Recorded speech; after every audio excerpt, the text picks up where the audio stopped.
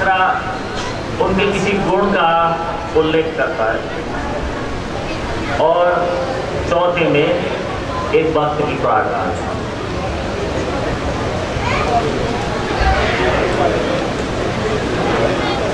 तो दूसरा वर्ड शुरू करते हुए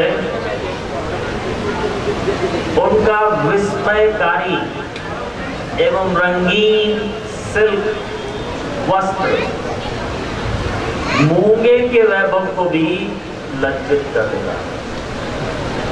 तो कंपैरिजन किया है उनके रंगीन सिल्क के वस्त्र का जो राधा रानी ने पहना हुआ है उसको कंपेयर किया है एक मूंगे से। मूंगे को भी उनके वस्त्र का जो वैभव है वो मूंगे के भी वैभव को लज्जित कर रहा है। वे पूर्णतः खिले हुए पुष्पों की बगीचा है जहां उन्मत्त कृष्ण नाम का भंवरा श्रृंगार रस से पूर्ण लीलाएं करता है। क्या बताया? बहुत सारी बातें बीच में चल रही हैं, कृपया शांत हो जाइए।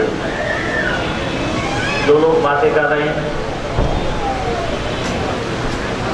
वे पूर्णतः खिले हुए पुष्पों की बगीचा है जहां उन्मत्त कृष्ण नाम का भंवरा श्रृंगार रस से पूर्ण लीलाएं करते हैं। भगवान को भंवरे की उपमा दी गई है और श्रीमती राधा रानी को पुष्पों से पूरी तरह से खिले हुए पुष्पों के बगीचे। एक बार की बात है कि राधा रानी और सखियों ने एक पुष्प महल बनाया, एक पुष्प महल का निर्माण किया।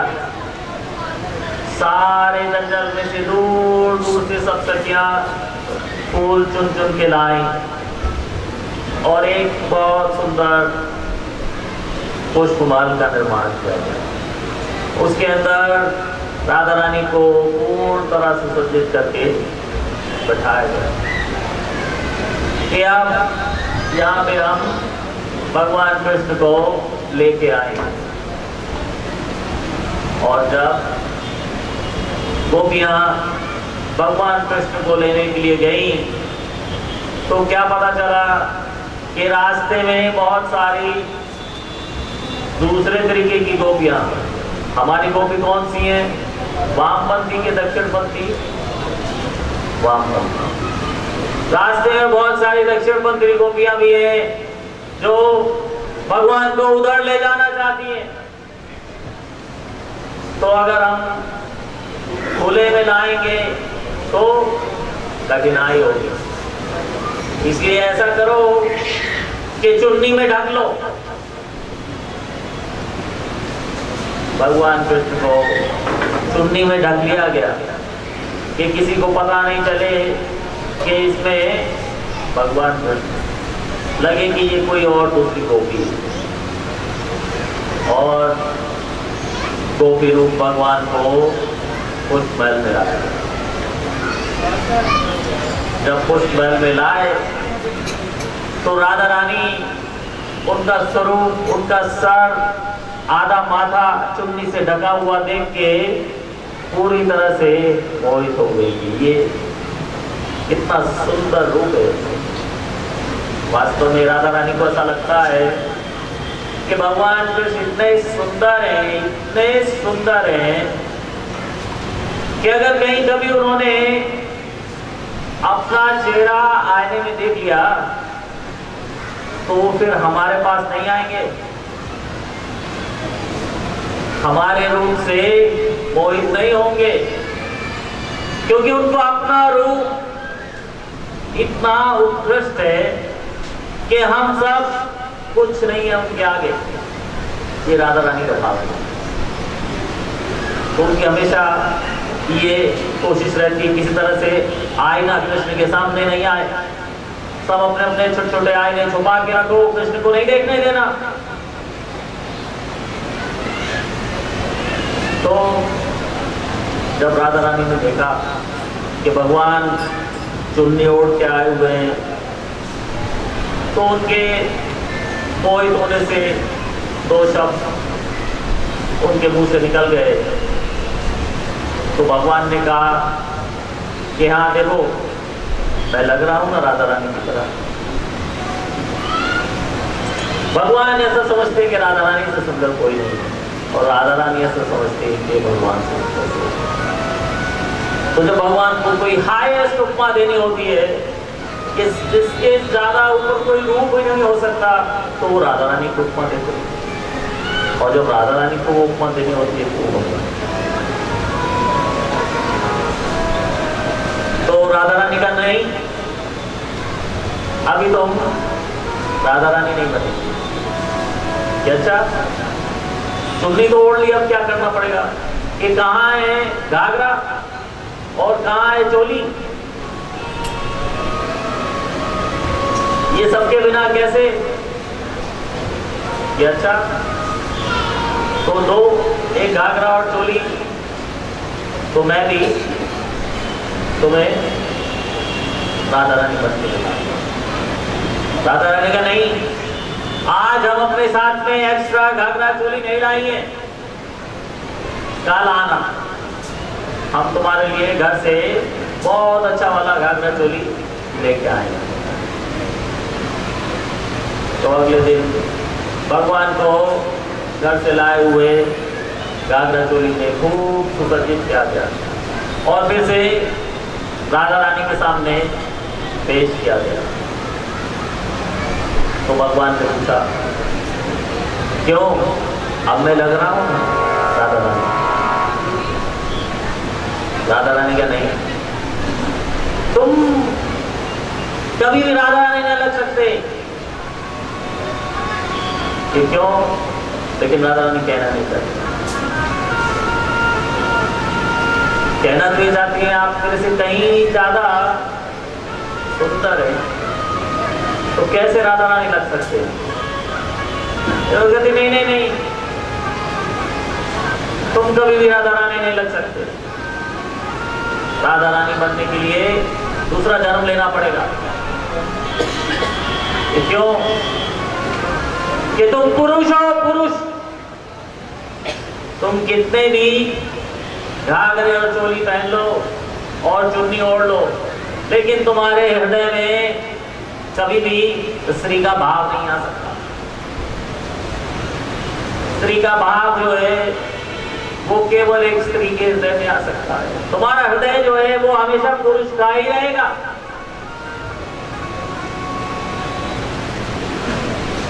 क्योंकि तुम नहीं जानते कि हम गोपियां किस तरह से अपने माँ बाप, भाई बहन, अपने पति, गांव वाले, काकी चाची, ये सब से बच के तुम्हें मिलने के लिए आती हैं। घर में क्या क्या काम छोड़ के आती हैं, फिर तुम्हें मिलके जाने में घर में देर होती हो, कितनी उलाहनें हमें मिलती हैं।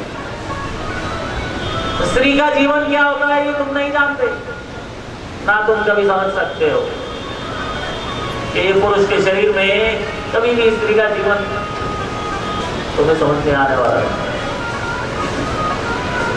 तो भगवान ने कहा क्या करना होगा? कि अच्छा ठीक है, अगर तो तुम्हें एक भक्त का भाव समझना है तो तुम्हें एक भक्त के रूप में जन्म लेना होगा, भगवान के रूप में नहीं। भगवान ने कहा ये क्या चुनौती है? कि हाँ ये चुनौती है, जब तक तुम भक्त के रूप में जन्म नहीं लोगे तब तक भक्त के भाव को नहीं समझ पाओगे। तो भगवान ने कहा ठीक है, अगली बार मैं भक्त के रूप में अवतार लूंगा। मेरा जो वर्ण है राधा रानी का होगा,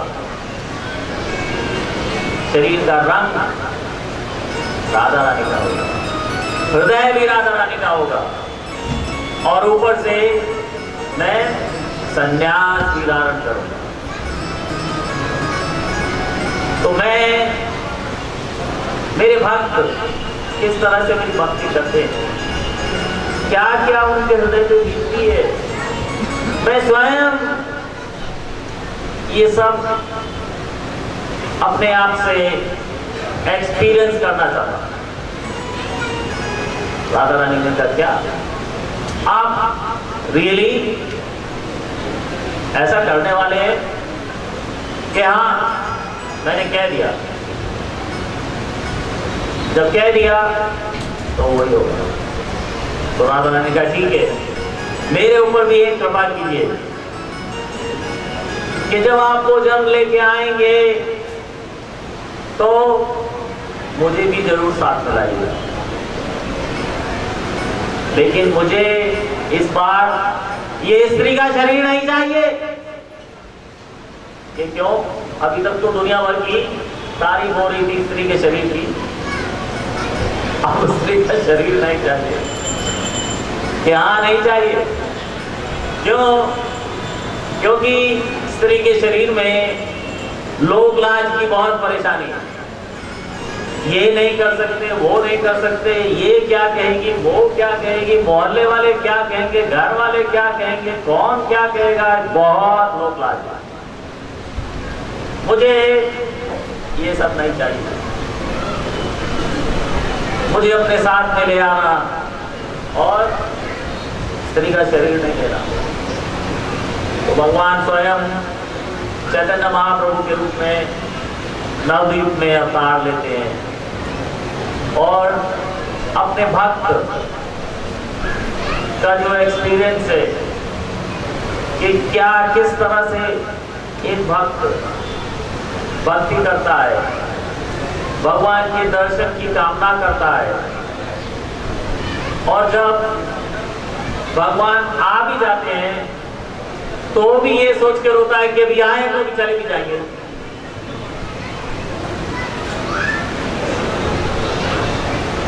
जाने से पहले ही वो इस शोक में के सोच हो जाए।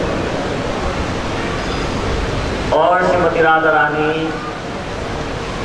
नवद्वीप में भगवान के घर से कुछ ही घर छोड़ के जन्म लेती है। इस रूप में हम बता सकता है। गदाधर पंडित, वेरी गुड। गदाधर पंडित और श्री चैतन्य महाप्रभु दोनों एक ही क्लास में पढ़ते थे,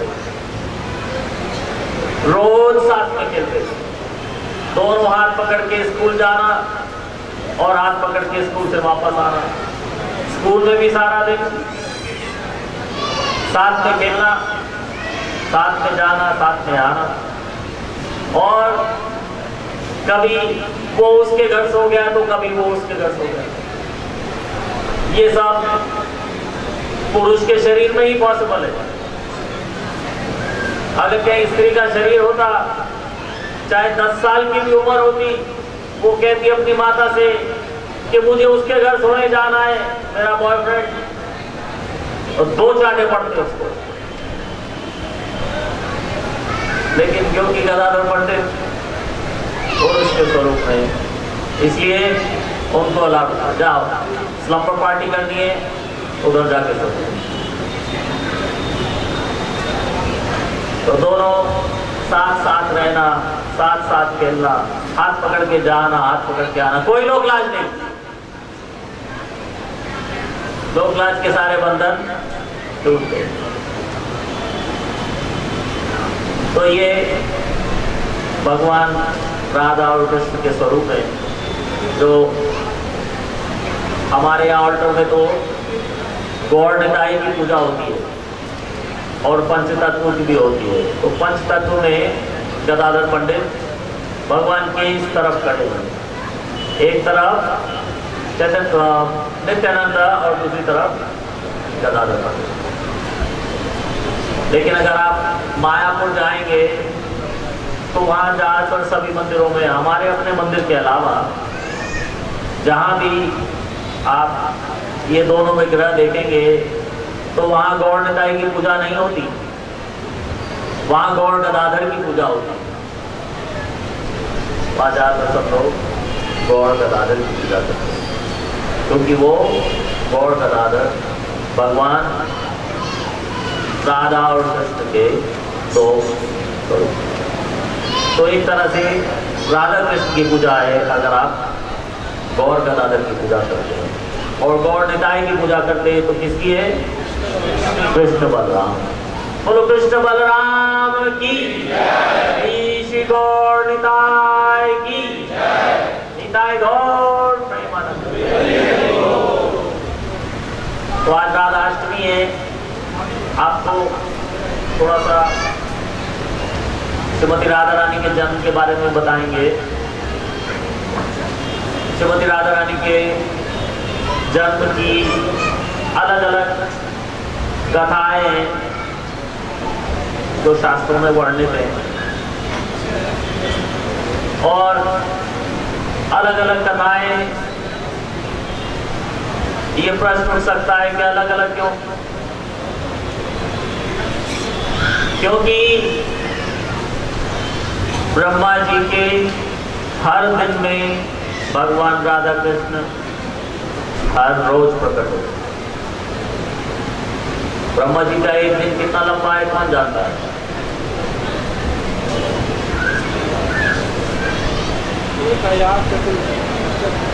1000 चतुर्युग। जैसे ये कलयुग है 4,32,000 साल, द्वापर 8,64,000 साल, त्रेता 12,96,000 और सतयुग 17,28,000। ये सबको मिला के बनते हैं 43 लाख। ये एक युग चक्र। ऐसे ऐसे 1000 युग चक्र ब्रह्मा जी के एक दिन में बीत जाते हैं।